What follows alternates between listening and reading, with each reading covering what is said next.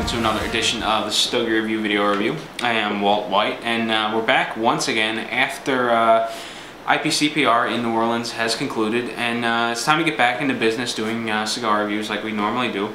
And first cigar I have for you is one that I picked up at the trade show, and it is entitled We the People. It is an Ecuadorian Connecticut shade wrapped cigar. The binder is Ecuadorian, filler is Nicaraguan. And at the trade show was the first time I've ever heard about this brand, or had even seen the brand before. And it was in Willie Herrera's booth for El Titan de Bronze. As it turns out, Willie does this house brand or house blend for this company, We the People, which is I think it's a subsidiary of Bidwell Cigar. So Willie introduces me to the general manager. I get to talking to her a little bit, and I get some samples handed to me, and a little bit of documentation, which isn't a whole lot, just this little leaflet thing that goes into a bag. And well, here we are. It's time to take a look at the first cigar of the trade show, and just sort of run down the specifics on this particular cigar. This is a Belicoso shape. It's 54 by 6.5. And the price point per box of 20 comes out to be $268. Now, when I first saw that, I thought, you know, that seems awfully high. You know, I wonder what that comes out to per single. And I just divided that price up by 20, and I got like 13 bucks, which is very surprising for a brand that I've never heard of before. But we'll just have to give it the benefit of the doubt and smoke it and see how it goes. But I'm already very turned off by the price point. You know, and on Stogie Review we've mentioned before where we find it very difficult to accept some of these price points when we've never heard of the cigar before. For instance, you know, when we were first introduced to Bravo cigar, you know, it was a $7 cigar. It was a brand we'd never heard of before, and I think it started at $7 and went up. There was another one after that I think Jerry and I both smoked. It was, you know, $7 to $8 and went up from there. And while those were more comfortable than what was like $13.40 or something like that, but for a brand I've never heard of before, that seems very high. But we'll see if it smokes like a $14 cigar. So, four sizes are available. There's Corona Busto, which is new for this company, and actually has a little trademark symbol next to it. That's 44 by 4.5. There's a Robusto, 52 by 5. Belicoso, this one, 54 by 6.5, and a Churchill, which is a 50 by 7.5. All of them are packaged in boxes of 20, and all of these cigars are made in Little Havana, down in Miami, at the El Titan de Bronze shop. So actually that's probably where a lot of the cost comes from. Cigar actually being made in Miami rather than Nicaragua, Honduras, Dominican Republic, Costa Rica, wherever you may want to go with it. So let's get this thing started. Just giving it I want to give it a quick once over and just give it a little pinch. It feels nice and packed. I've got a little bit of a soft spot right here. But aside from that, it feels uniformly packed. It doesn't feel overly tight. The rolling style on this is entubado, which is basically tubes that end up getting put together and then pressed into shape. It makes up a more dense cigar than simply just, I forget what the name of it is, but it's almost like rolling it up like an accordion where you're just sort of folding and folding and folding and making a bunch of pleats. This is actually tubes that make up the cigar rather than those pleats. And when you put this in the press and start squeezing it, it ends up compressing all those tubes, and it makes a very dense filler. I've got a little bit of an ugly spot on the back of the cigar. It's kind of greenish. It looks just like a water spot, but it almost looks like it goes completely through the first wrap of leaf. Let me show you that. You can see it there. There's two of them. It's just kind of ugly, but I really don't suspect it is going to give me any issues. So we'll see what happens. Just like any other Connecticut, it's got a little bit of a lumpy appearance and texture toward the veins. It's It's got a nice oily sheen to it, and it looks neatly made. So let's go ahead and get this cut and lit.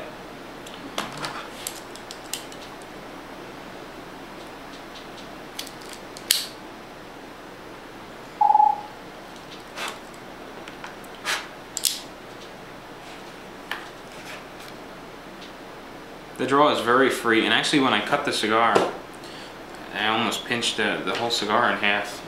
The end feels pretty soft, and the cutter just sort of pinched it over, which is a little surprising. The draw is very loose, and I'm not really getting any pre-light flavor out of it. Maybe a little bit of sweetness, like a cedary flavor, but that's about it. So let's go ahead and get this started. Now, if you watched the video on this cigar that we did from the trade show, these cigars are aged and packaged on beds of cedar, which is kind of interesting. It's not your standard piece of cedar veneer stuffed in a box. From the looks of the box at the trade show, it appeared as though they were like cedar shavings that the cigars were laid on top of. Now, when they're in the box, they're on top of the cedar inside of cellophane sleeves. But I'm assuming when they're aged and whatnot, this is all pre-cellophane, so I wouldn't be surprised if there were a lot of cedar flavors in the cigar. But we'll see.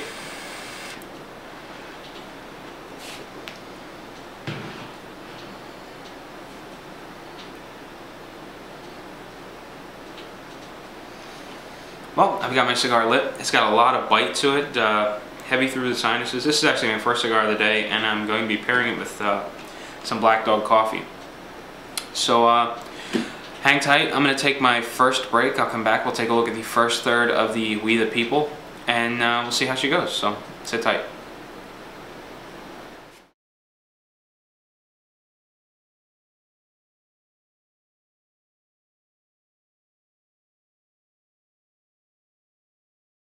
Alright, well, welcome back. It's been just about 40 minutes now, and I'm still plugging right along on my We the People Belicoso.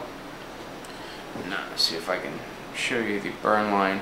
Burn line's kind of thick in most spots, and it's pretty wavy, and the ash is ugly, and to add more fuel to the fire, I'm finding myself getting really irritated with this cigar, primarily at the ash. As you know, if you've seen these reviews before, I take a lot of pictures throughout the course of the review. I have an ashtray full of ash that I use as my everyday ashtray, and I have another ashtray set up in a makeshift light tent so that I can take pictures of the cigar as I go along. They're not far away from one another, 2.5 feet maybe, but I pick up the cigar, and just the movement did it again. Just from the movement of picking up the cigar and shifting in my seat to put the cigar in the ashtray, I've got ash falling all over the place.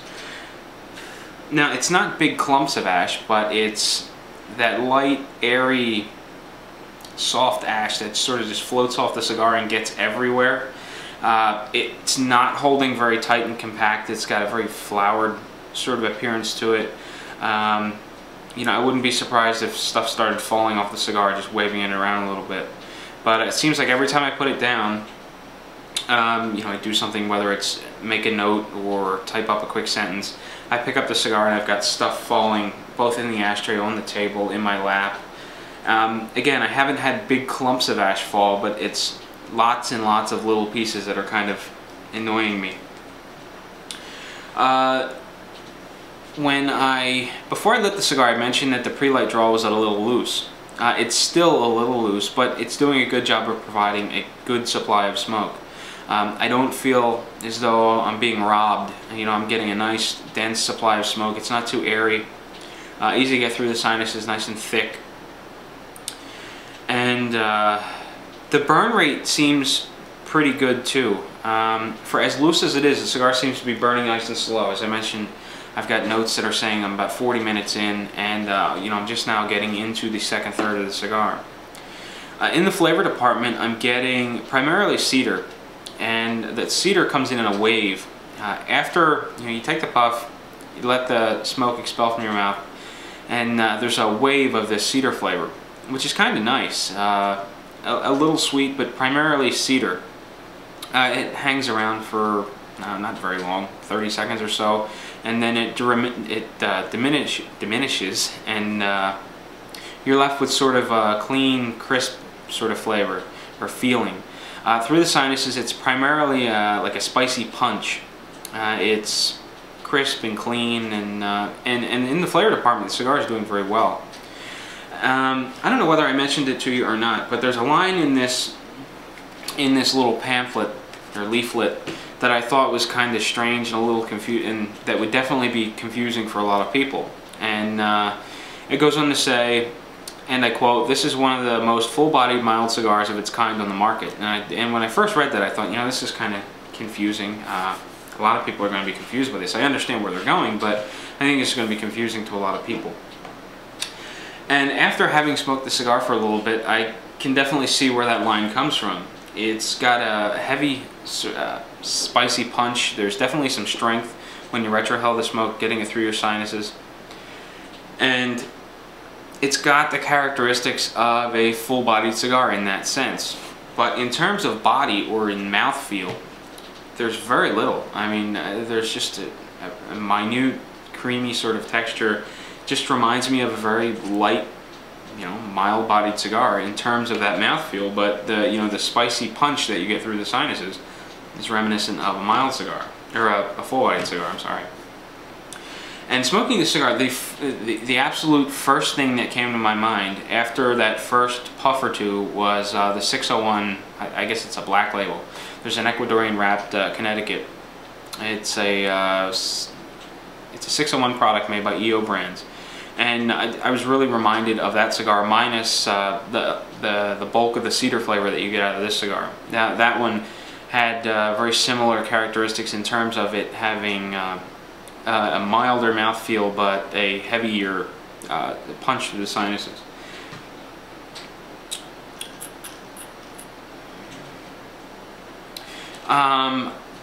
Just a little bit more on the body, since I'm glancing down at my notes. When I mentioned that wave of cedar coming on, it's kind of interesting where it hits the tongue. That cedar primarily hits the back of my tongue, and I get sort of a dry sensation out of it. But at the same time, when the front half of my tongue, it's mildly creamy and not nearly as dry. So it's kind of interesting, the dynamic that's going on. It seems fairly complex. There's a lot of interesting things going on, but I'm still struggling to get over that price point of about 14 bucks. At least, if I'm correct, and the math adds up from this leaflet that I was told to do, and you divide that out by number of cigars in the box, just the $13.40 just seems way high.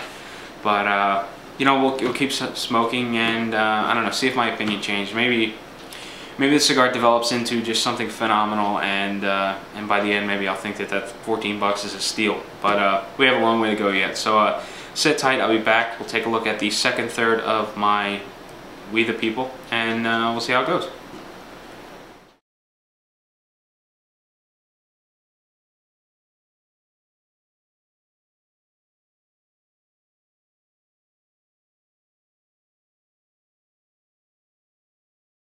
That piqued my interest again.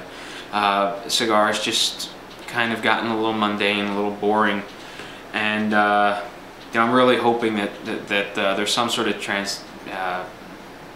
transition along the way. I'm still getting a primary Spanish cedar flavor. There's a little bit of a buttery flavor in there, but it's very mild. There's almost like a, I don't know, like a bready, toasty kind of flavor in there as well. Through the sinuses, I'm still getting that heavy punch, which I'm assuming is the Nicaraguan tobacco in the cigar. It's crisp and clean and very enjoyable. It's one of the things I like in cigars the most is when you retrohale the smoke, get it through your sinuses, and it's got a very crisp and clean sort of sensation to it. And in this case, I do have that crisp and clean sensation, and I'm enjoying it. The body is more or less the same. There's very little mouthfeel. It's very mild. I'm getting a mild dry sensation in the back of the tongue, The front portion is mildly creamy, and it still holds true to a full-bodied mild cigar. As confusing as that may sound, it actually makes sense when you smoke the cigar. Yeah, I'm not really sure what else to touch on. There was, I guess, I was going to hold this off for later, but might as well just mention it now, and we'll just hope that you can remember it by the time the video comes to a conclusion, because there's a question I have to ask you.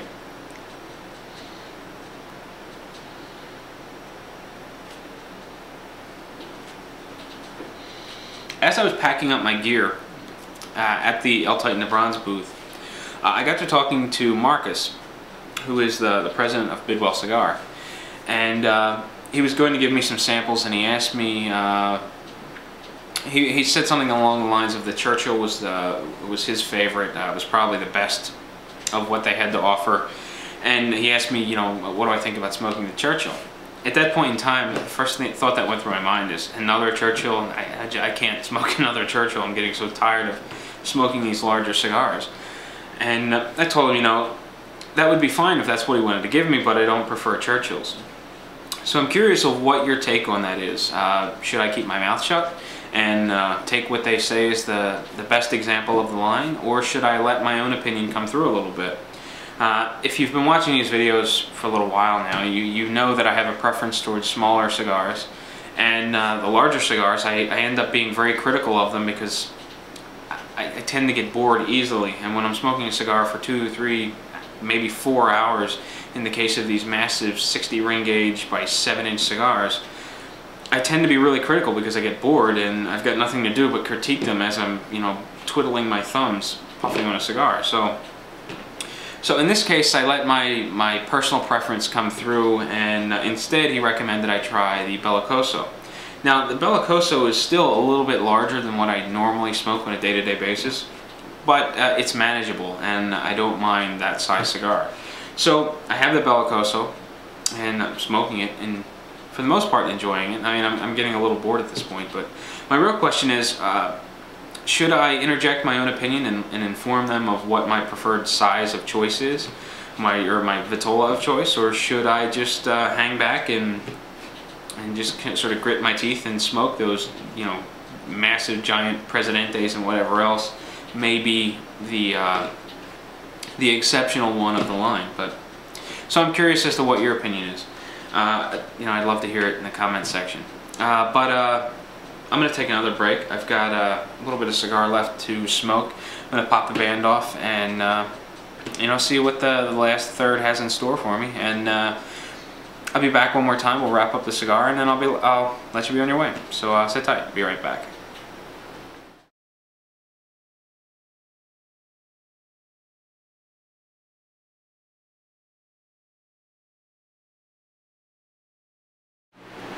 Alright, well, I'm back, and it's about time to wrap up my We the People Belicoso.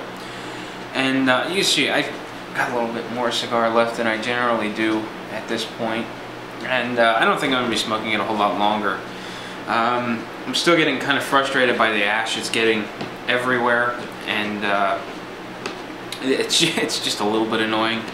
The burn line is a little bit better. It's thinned out considerably. It's still wavy.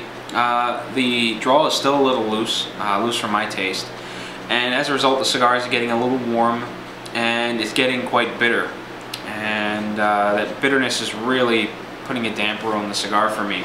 I'm not enjoying it nearly as much anymore. The flavor is more or less the same. I mean, the cigar's been very consistent, and while some people are going to love that, I tend to get bored with too much consistency. I'm all for a cigar that has a key flavor that really sets it apart from something else, and I find it very unique, and that flavor stays throughout. But I like other things to come in, you know, to enter the picture and then leave along the way. You know, that core flavor can stay there. It can even stay as the primary component. But I like other secondary flavors to come in and just grab my attention, make me think about the cigar a little bit more. This one's been just too consistent. It's just been a straight line from the start. Now, the Spanish cedar flavor has intensified. It's gotten a little more complex, a little richer, but it's just not enough to grasp my attention. It still holds true to that line in this leaflet that it's one of the most full-bodied mild cigars out there. It has qualities of a full-bodied cigar in the punch that it delivers through the sinuses, in the richness. I wouldn't call it full-bodied, mild-bodied cigar, or most full mild-bodied cigar. I would call it full-flavored mild-bodied cigar, but it's definitely mild in the sense that there's little mouthfeel. You know, you're not getting that heavy, syrupy kind of texture that you get out of a really full-bodied cigar. It's very light, and it's almost got a sort of a clean sensation to it, very crisp and light. But it's got the power of a more full-flavored cigar, which is interesting. You know, as I mentioned earlier, the first cigar that came to mind when I lit this one up was the 601 Black Label, the Ecuadorian wrapped Nicaraguan cigar by 601. Another cigar that comes to mind, immediately thinking of full-flavored mild cigars, is the Oliva Connecticut Reserve. Now, a lot of people will argue that that's not a mild cigar. It's just too full-flavored to be mild-bodied, but it's one of those ones that I consider on the cusp of between mild and medium as far as body is concerned, and it's very full-flavored. Now, given the choice, We the People, Oliva Connecticut Reserve, 601 Connecticut, which one would I choose? Well, I would choose either 2 601 Connecticut's or 2 Oliva Connecticut Reserves over one We the People. And I don't want to get caught up on the price. I think this is overpriced. I'm not really happy with the price point. I think that it's going to turn a lot of people away from this cigar. And I really like to sort of look past the price point and analyze the cigar itself in these reviews, but the price is almost shocking. The fact that it's so much more than I would have expected. I would have expected $7-8, but you know, when you divide out that price of $2.68 per box, you know, you're coming up with between $13 and $14 per single, and I can't get past that. It's one of those things where you smoke the cigar and you think, well, you know, this is kind of interesting, and then you hear the price point and you just think that can't be right. It's just too high. But the price point is what it is, and despite, you know, the price point, I don't think I'll be smoking very many more of these, simply because it's just too one-dimensional for my tastes. And not to get sort of hooked on this price point, but I mean, when you get up to $13, $14, $15, I mean, you're getting in Davidoff territory here. And while I'm not a huge fan of a lot of Davidoff products, there are some that I think are absolutely fantastic and worth every bit of their price point. And I really can't say the same for this one. This is my third, and I'm going to be smoking, I got 5. I'll be smoking the other 2 not long after this video is done, just to make sure that the first 3 that I smoked were on par as far as consistent within the line. And if anything changes, I'll be sure to drop a comment and let you know whether the last 2 were very different from the first 3, or if they were similar, or what the case may be. But that's my take on the We the People Belicoso. And you know, I wish them the best of luck with their brand. I really like Willie Herrera and his El Titan de Bronze Redemption line. I think it's fantastic. And because of my relationship with Willie, I was really interested in checking out the cigar that he makes for Bidwell Cigar. So there you have it. Again, really appreciate you dropping a comment about the question I asked in the second third of this cigar review. And until next week, happy smoking.